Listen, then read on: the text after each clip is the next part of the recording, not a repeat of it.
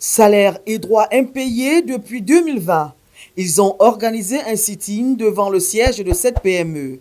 C'est en effet depuis le lundi 22 janvier dernier que 116 agents de la défunte Corail Construction et Équipement observent un sit-in devant ce qui reste de l'entreprise pour laquelle ils ont travaillé pendant 10, 20 ou 30 ans.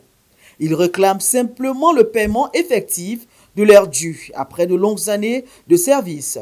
L'on parle alors d'une dette de 4 milliards 800 millions de francs CFA aujourd'hui.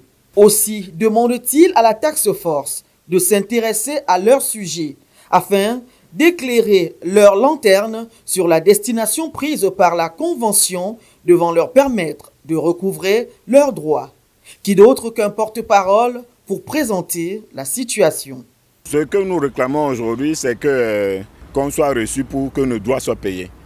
Ce n'est pas, nous avons l'habitude de le dire, c'est nos arriérés de salaire, nos cotisations à la caisse, à la CNAM-GS que nous réclamons que ça soit payé pour que ceux qui sont déjà à la retraite puissent bénéficier de leurs droits.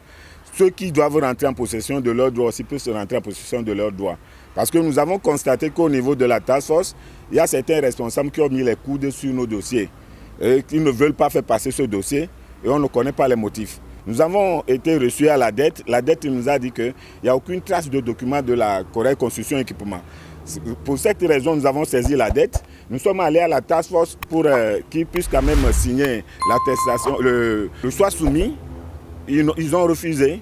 Nous avons écrit au ministre du Travail, nous avons écrit au ministre des Finances, nous avons saisi le B2, nous avons déposé des courriers partout. Nous sommes allés même demander l'audience hier au niveau de notre ministre du Travail, afin qu'on soit écouté. La précarité, l'humiliation et les pleurs sont notre quotidien. Papa Oligui, aie pitié de nous. Nous attendons le paiement de nos droits depuis 2020. Pouvait-on lire sur les affiches brandies par ces pères et mères de famille visiblement déterminés. Ils interpellent donc le président de la transition afin que leurs cris soient entendus. Aujourd'hui, ce que nous demandons, c'est que de la même façon que le chef de l'État est en train de régler les problèmes des Gabonais, qu'ils nous viennent en aide pour qu'on puisse être payés aussi. C'est nos droits, c'est tout ce que nous demandons.